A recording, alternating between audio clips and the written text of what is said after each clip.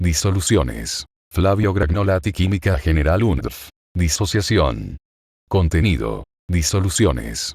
¿Qué son y qué tipos hay? Enfoque molecular. Electrolitos. Hidratación. Solvatación. Polaridad. Calor de disolución y dilución. Precipitación, cristalización y solubilidad. Miscibilidad. Ecuaciones iónicas. Unidades de medición de concentración. Porcentaje de masa. Molaridad. Molalidad. Fracción molar. Dilución. Solubilidad. Efecto de la temperatura. Soluciones sobresaturadas. Cristalización fraccionada. Análisis gravimétrico. Propiedades coligativas. Disminución de la presión de vapor. Disoluciones ideales y reales.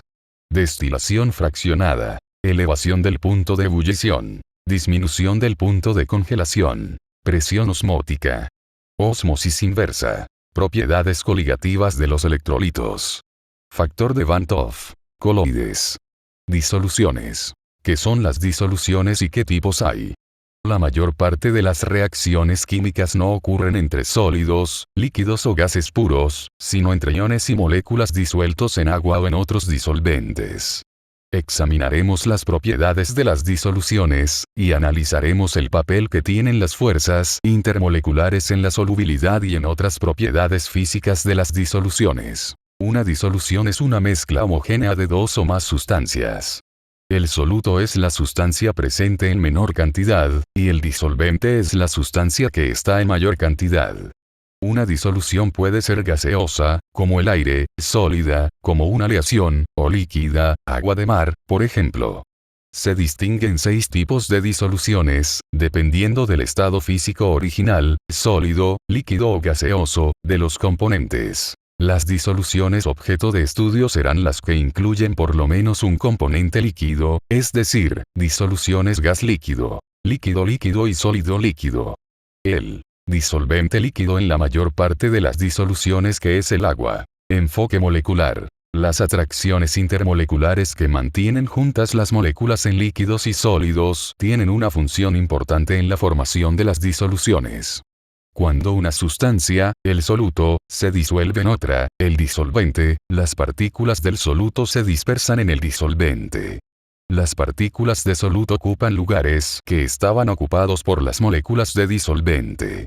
La facilidad con la que una partícula de soluto reemplaza a una molécula de disolvente depende de la fuerza relativa de 3 tipos de interacciones. Interacción disolvente-disolvente. Interacción soluto-soluto. Interacción disolvente-soluto. Etapas disolución. Disolución exotérmica vs endotérmica.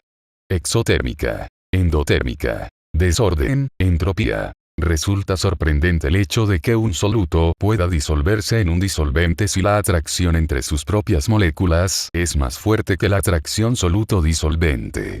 El proceso de disolución, igual que todos los procesos físicos y químicos, está regido por 2 factores. Uno es el factor energético, que determina si un proceso de disolución es exotérmico o endotérmico. El segundo factor se refiere a la tendencia hacia el desorden inherente a todos los procesos naturales. Lo mismo que las cartas de una baraja se mezclan al barajarse, cuando se mezclan las moléculas de soluto y de disolvente para formar una disolución, hay un incremento de aleatoriedad o desorden. En estado puro, el disolvente y el soluto poseen cierto grado de orden, que se caracteriza por la disposición más o menos regular de átomos, moléculas o iones en el espacio tridimensional. Gran parte de este orden se destruye cuando el soluto se disuelve en el disolvente. Por lo tanto, el proceso de disolución es acompañado por aumento del desorden. Este aumento es en el desorden del sistema, lo que favorece la solubilidad de una sustancia, incluso si el proceso de disolución es endotérmico. Electrolitos. El agua pura es un conductor deficiente de la electricidad. Todos los solutos que se disuelven en agua se agrupan en 2 categorías: electrolitos y no electrolitos.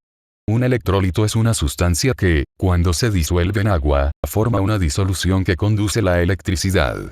Un no electrolito no conduce la corriente eléctrica cuando se disuelve en agua. Sin embargo, al añadirle una pequeña cantidad de cloruro de sodio, NaCl, el foco enciende tan pronto como la sal se disuelve en el agua. El NaCl sólido es un compuesto iónico que al disolverse en agua se disocian iones Na y Cl. Los iones Na se dirigen hacia el electrodo negativo y los iones Cl, hacia el electrodo positivo. Este movimiento establece una corriente eléctrica que equivale al flujo de electrones a través de un alambre metálico. Como la disolución de NaCl conduce la electricidad, se dice que el NaCl es un electrólito. Clasificación de electrolitos. Hidratación. Cada ion se rodea de varias moléculas de agua con su polo negativo orientado hacia el catión. De igual manera, cada ion Cl está rodeado por varias moléculas de agua con su polo positivo orientado hacia este anión. La hidratación ayuda a estabilizar los iones en disolución y evita que los cationes se combinen con los aniones. Cuando un compuesto iónico como el cloruro de sodio se disuelve en agua, se destruye la red tridimensional de iones del sólido. Los iones Na y Cl se separan mediante la hidratación, proceso en el que un ion se ve rodeado por moléculas de agua acomodadas de manera específica. El agua es un disolvente de compuestos iónicos muy eficaz.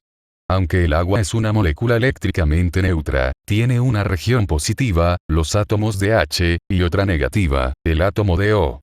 Estas regiones se denominan polos positivo y negativo, por lo que es un disolvente polar. Solvatación. La solvatación es el proceso de formación de interacciones entre moléculas de un disolvente con moléculas o iones de un soluto.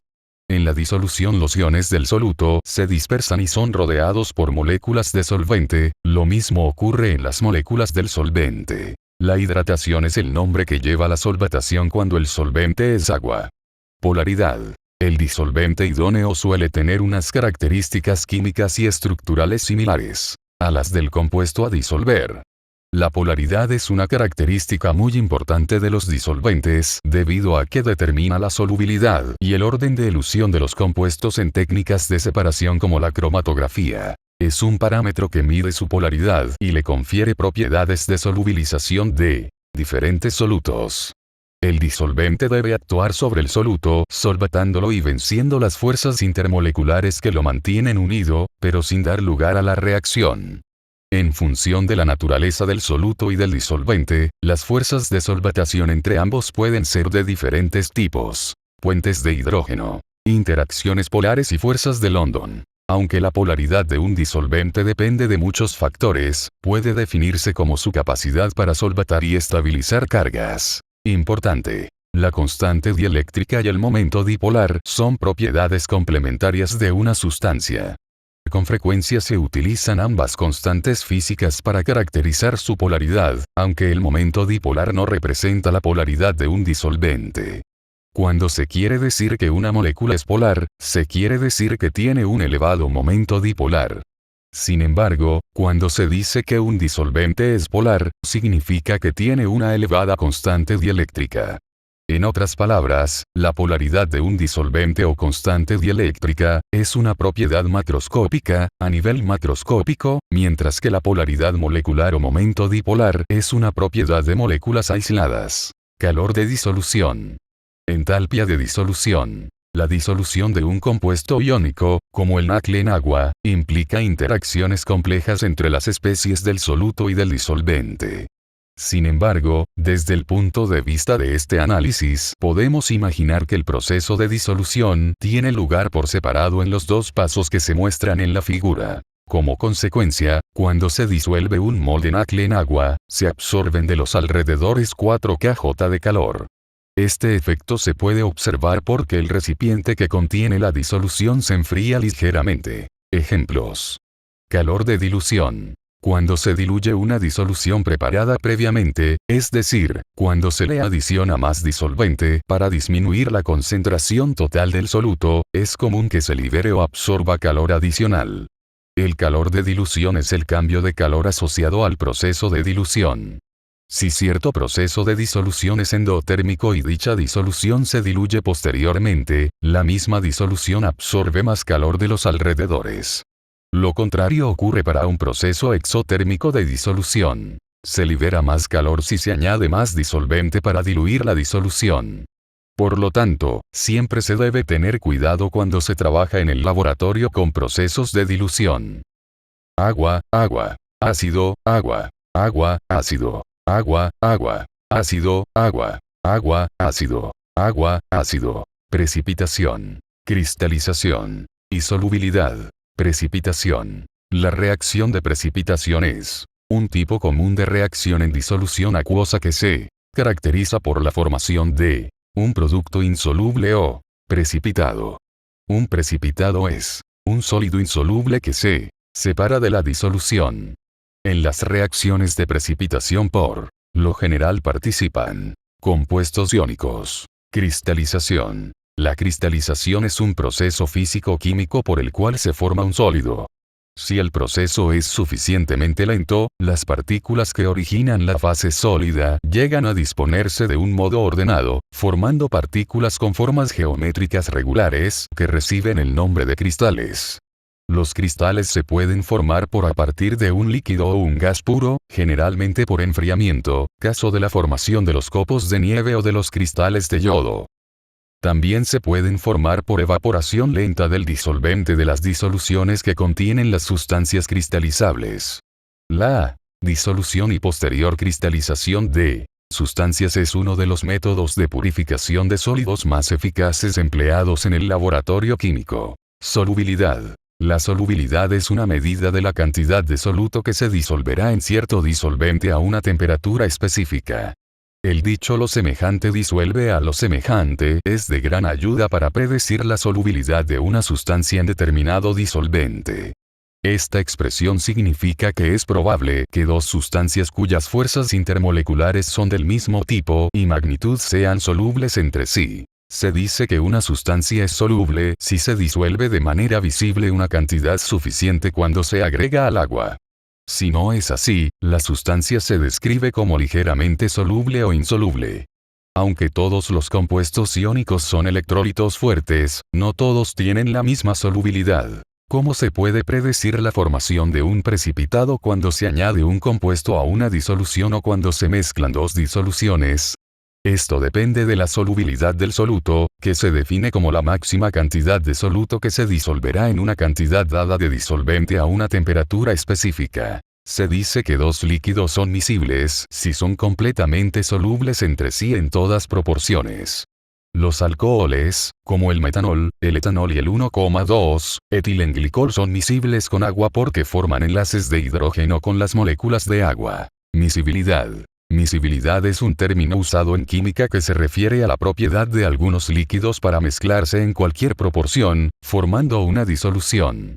En principio, el término es también aplicado a otras fases, sólidos, gases, pero se emplea más a menudo para referirse a la solubilidad de un líquido en otro. Mezclas miscibles. Ejemplo: agua más etanol. Mezclas inmiscibles. Ejemplo: agua más aceite. Ecuaciones moleculares, ecuaciones iónicas y ecuaciones iónicas netas. Esta ecuación se denomina ecuación molecular porque las fórmulas de los compuestos están escritas como si todas las especies existieran como moléculas o entidades completas. Una ecuación molecular es útil porque aclara la identidad de los reactivos, es decir, nitrato de plomo y yoduro de potasio. Si quisiéramos llevar a cabo esta reacción en el laboratorio, esta es la ecuación molecular que deberíamos utilizar. Sin embargo, una ecuación molecular no describe con exactitud lo que en realidad está sucediendo en la disolución. Pasos: construcción ecuaciones iónicas y iónicas netas. Los siguientes 4 pasos resumen el procedimiento para escribir ecuaciones iónicas y ecuaciones iónicas netas. Escriba una ecuación molecular balanceada para la reacción, mediante las fórmulas correctas para los compuestos iónicos de reactivos y productos. Con base en la tabla de reglas de solubilidad, decida cuál de los productos es insoluble y por lo tanto aparecerá como un precipitado. Escriba la ecuación iónica de la reacción. El compuesto que no aparece como precipitado debe presentarse como iones libres. Identifique y cancele los iones espectadores en ambos lados de la ecuación para escribir la ecuación iónica neta de la reacción. Verifique que las cargas y número de átomos estén balanceados en la ecuación iónica neta. Unidades de concentración. Estequiometría de disoluciones.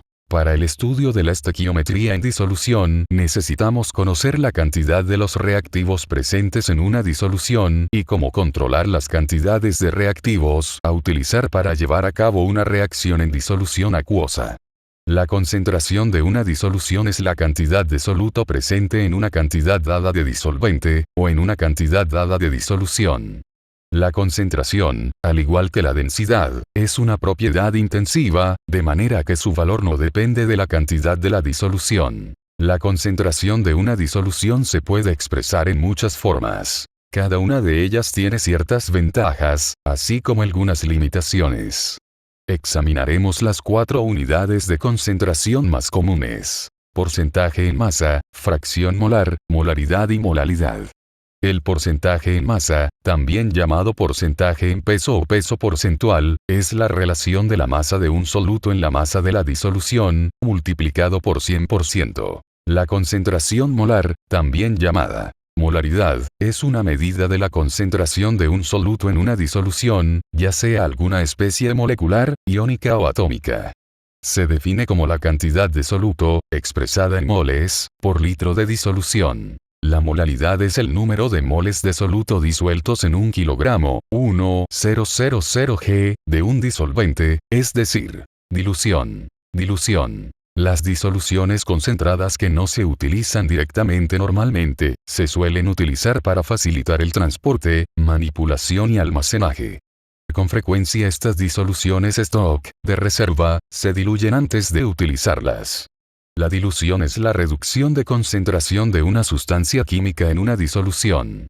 O sea, es el procedimiento que se sigue para preparar una disolución menos concentrada a partir de una más concentrada. La dilución consiste en bajar la cantidad de soluto por unidad de volumen de disolución. Se logra adicionando más diluyente a la misma cantidad de soluto. Se toma una poca porción de una solución alícuota y después esta misma se introduce en más disolvente. Ejemplo. Al efectuar un proceso de dilución, conviene recordar que al agregar más disolvente a una cantidad dada de la disolución concentrada, su concentración cambia. Disminuye, sin que cambie el número de moles de soluto presente en la disolución. La molaridad se define como moles de soluto en un litro de disolución, de manera que el número de moles de soluto está dado por. Como todo el soluto proviene de la disolución concentrada original, concluimos que N permanece sin cambios. Es decir, moles de soluto antes de la dilución igual moles de soluto después de la dilución, donde mi MF son las concentraciones molares de la disolución inicial y final, y V y BF son los volúmenes respectivos de la disolución inicial y final. Fórmula de dilución. Ejemplo. ¿Cuántos bidones son necesarios comprar para preparar la solución de limpieza? Si se desea dar una segunda limpieza, igual que la anterior, ¿cuántos bidones serían necesarios? En la industria vitivinícola, la suciedad proveniente del mosto y del vino puede tener naturaleza cristalina u orgánica. La primera se produce por la cristalización del ácido tartárico en forma de bitartrato potásico. La suciedad orgánica está constituida por materias colorantes y taninos, proteínas, ácidos orgánicos, glúcidos y microorganismos muertos o vivos, levaduras, mohos y bacterias. Pueden encontrarse otras sustancias como tierra, grasas, aceites y residuos de productos de limpieza y desinfección. Para la limpieza de maquinaria, paredes y suelos se recomienda un detergente desinfectante alcalino clorado con una densidad de 1,29 g/ml que posee un elevado poder oxidativo.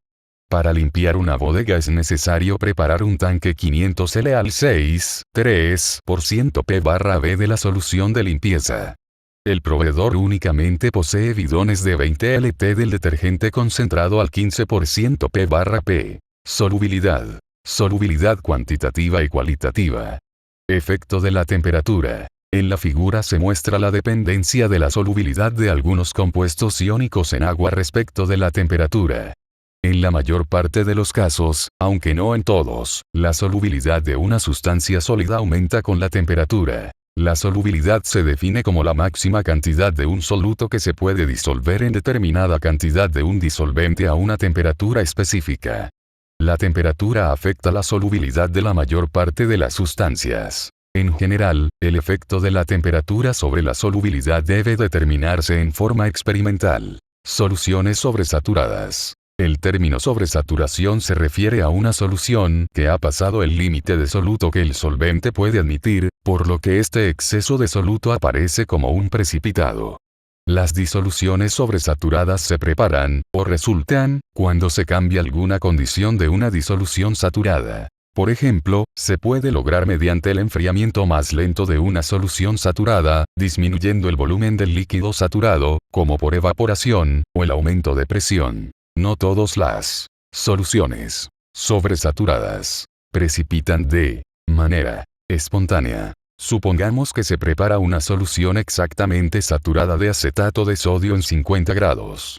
A medida que vuelve a enfriarse a temperatura ambiente, no aparecen cristales en la solución, aunque la solubilidad del acetato de sodio es menor a temperatura ambiente. La recristalización del exceso de soluto disuelto en una solución sobresaturada se puede iniciar mediante la adición de un pequeño cristal de soluto, llamado cristal semilla. El cristal semilla proporciona un sitio de nucleación en el que el exceso de cristales disueltos puede comenzar a crecer. La recristalización a partir de una solución sobresaturada suele ser muy rápida. Cristalización fraccionada. La cristalización fraccionada es un método de purificación de sustancias basado en las diferencias de solubilidad. Es la separación de una mezcla de sustancias en sus componentes puros con base en sus diferentes solubilidades a diferentes condiciones de presión y temperatura. En la cristalización fraccionada el compuesto se mezcla con un disolvente, se calienta y luego se enfría gradualmente a fin de que, como cada uno de sus componentes cristaliza a diferente velocidad, se puede eliminar en forma pura de la disolución, separado de los demás compuestos. Esta técnica se utiliza a menudo para obtener sustancias muy puras, o para recuperar los productos vendibles a partir de disoluciones de residuos. Por lo general el método funciona mejor si el compuesto que se va a purificar tiene una curva de solubilidad con una gran pendiente, es decir, si es mucho más soluble a altas temperaturas que a temperaturas bajas. De otra manera, una gran parte del compuesto permanecerá disuelto a medida que se enfría la disolución. La cristalización fraccionada también funciona bien si la cantidad de impurezas en la disolución es relativamente pequeña. Análisis gravimétrico. El análisis gravimétrico es una técnica analítica que se basa en la determinación del contenido de analito en una muestra mediante operaciones medición de la masa. Los métodos gravimétricos pueden clasificarse en dos categorías. Métodos de volatilización. El analito o algún producto del analito se separan en forma gaseosa. El gas se recoge y pesa, o se determina el peso del producto gaseoso a partir de la pérdida de peso de la muestra. Las aplicaciones más importantes son la determinación de agua en muestras sólidas y la de carbono en compuestos orgánicos por formación de CO2. Métodos de precipitación. El analito se separa de los demás constituyentes de la muestra por formación de un compuesto insoluble. El peso del analito en la muestra se determina a partir del peso del compuesto obtenido inicialmente, o de un compuesto producido posteriormente por calentamiento. Gravimetría por precipitación. El análisis gravimétrico por precipitación es un tipo de experimento que implica la formación, separación y determinación de la masa de un precipitado. Generalmente este procedimiento se aplica a compuestos iónicos. Una muestra de una sustancia de composición desconocida se disuelve en agua y se convierte en un precipitado al hacerla reaccionar con otra sustancia. El precipitado se filtra, se seca y se pesa. Si se conoce la masa y la fórmula química del precipitado formado, es posible calcular la masa de un componente químico determinado, es decir, el anión o el catión, en la muestra original. Por último, a partir de la masa del componente y de la masa de la muestra original, determinamos la composición porcentual en masa del componente en el compuesto original. El análisis gravimétrico es una técnica muy exacta, ya que la masa de la muestra se puede medir con bastante exactitud.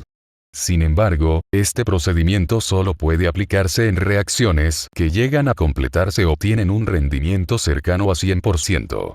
Gravimetría por precipitación. Gravimetría por volatilización. Propiedades coligativas. Que son: disminución de la presión de vapor. Si un soluto es no volátil, no tiene una presión de vapor que se pueda medir, la presión de vapor de sus disoluciones siempre es menor que la del disolvente puro. Así, la relación entre la presión de vapor de la disolución y la presión de vapor del disolvente puro depende de la concentración del soluto en la disolución. François Marie Raoult, 1830-1901. Químico francés. El trabajo de Raoult se basó principalmente en las propiedades de las disoluciones y en la electroquímica. ¿Por qué la presión de vapor de una disolución es menor que la del disolvente puro? Como se mencionó en la sección, una fuerza motriz de los procesos físicos y químicos es el incremento en el desorden. A mayor desorden, más favorable el proceso.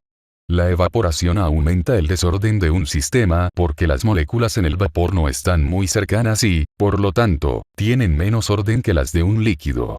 Como en una disolución hay más desorden que en un disolvente puro, la diferencia en el desorden entre una disolución y su vapor es menor que la que hay entre un disolvente puro y su vapor.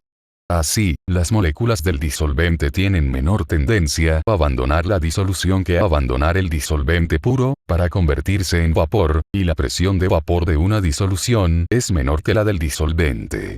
Ley de Raoult. Por ejemplo, el benceno y el tolueno son volátiles, tienen estructuras similares y, por lo tanto, fuerzas intermoleculares semejantes. En una disolución de benceno y tolueno, la presión de vapor de cada componente obedece la ley de Raoult. En la figura se muestra la dependencia de la presión de vapor total, PT, en una disolución de benceno-tolueno con la composición de la disolución. Disoluciones ideales vs disoluciones reales.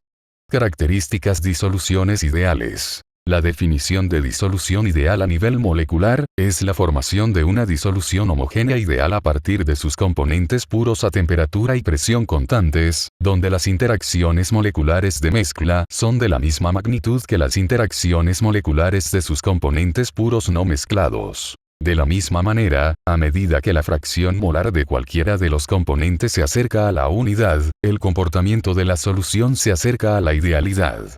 Esto es una consecuencia simple del hecho de que en estos límites, cada molécula está rodeada principalmente por su propia especie, y las pocas interacciones con otras especies tendrán poco efecto.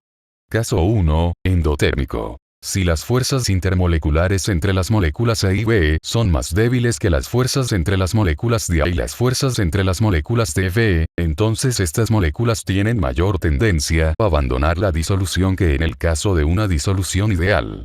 Como consecuencia, la presión de vapor de la disolución es mayor que la suma de las presiones de vapor predicha por la ley de Raoult para la misma concentración.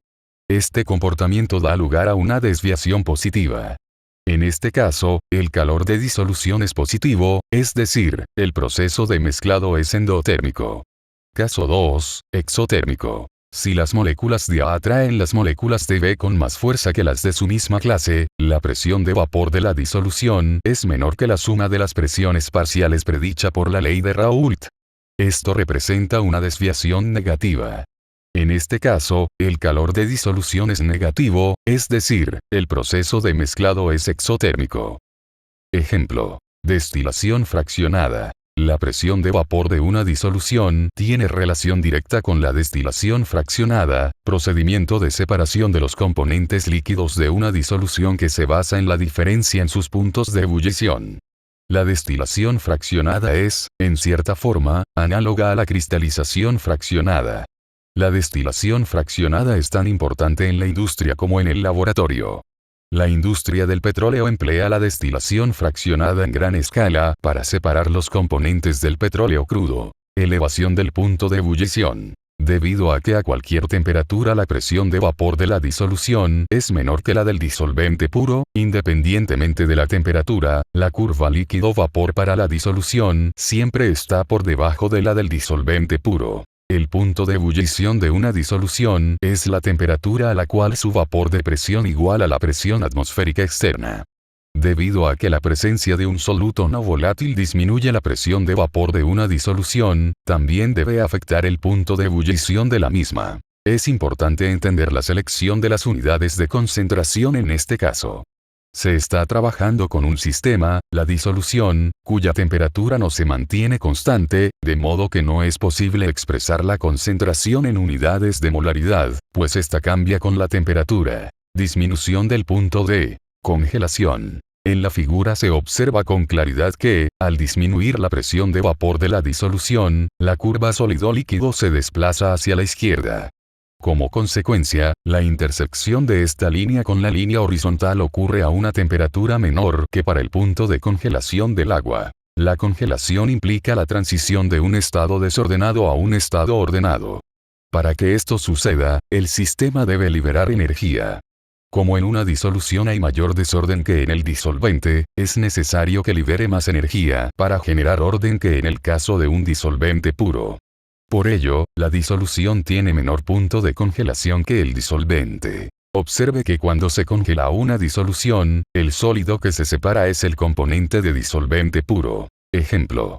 Ósmosis. Muchos procesos químicos y biológicos dependen de la ósmosis, el paso selectivo de moléculas del disolvente a través de una membrana porosa desde una disolución diluida hacia una de mayor concentración. Presión osmótica. Al igual que la elevación del punto de ebullición y la disminución del punto de congelación, la presión osmótica es directamente proporcional a la concentración de la disolución.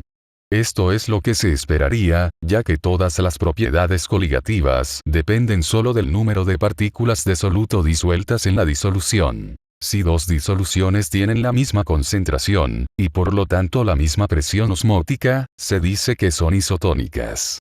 Si dos disoluciones tienen diferente presión osmótica, se dice que la disolución de mayor concentración es hipertónica y la disolución más diluida se describe como hipotónica. Debido a que las mediciones de presión osmótica se llevan a cabo a temperatura constante, la concentración se expresa en unidades de molaridad, más convenientes que las de molaridad. Aunque la ósmosis es un fenómeno conocido y muy estudiado, se sabe relativamente poco acerca de cómo las membranas semipermeables detienen el paso de algunas moléculas en tanto que permiten el paso de otras. En algunos casos es simplemente por el tamaño. Una membrana semipermeable puede tener poros lo suficientemente pequeños para permitir el paso solo de moléculas del disolvente. En otros casos, un mecanismo diferente es el responsable de la selectividad de la membrana, por ejemplo, una mayor solubilidad del disolvente en la membrana. Ejemplo. Ósmosis inversa. El resultado es que la disolución es retenida del lado presurizado de la membrana y el solvente puro puede pasar al otro lado. Para lograr la selectividad, esta membrana no debe dejar pasar iones o moléculas grandes a través de sus poros o agujeros, pero debe dejar pasar libremente componentes más pequeños de la solución. La ósmosis inversa es una tecnología de purificación de disolventes, en general agua, que utiliza una membrana semipermeable para eliminar iones, moléculas y partículas más grandes. Para lograr la ósmosis inversa se aplica una presión para vencer la presión osmótica. Propiedades coligativas de las disoluciones de electrolitos. Factor de Van 't Hoff. Resumen. Coloides. Una forma de distinguir una disolución de un coloide es mediante el efecto Tyndall. Cuando un rayo de luz pasa a través de un coloide es dispersado por el medio. Dicha dispersión no se observa con las disoluciones comunes porque las moléculas del soluto son demasiado pequeñas para interactuar con la luz visible. Soluciones coloidales. Próximo tema. Gases. Fin. Disoluciones.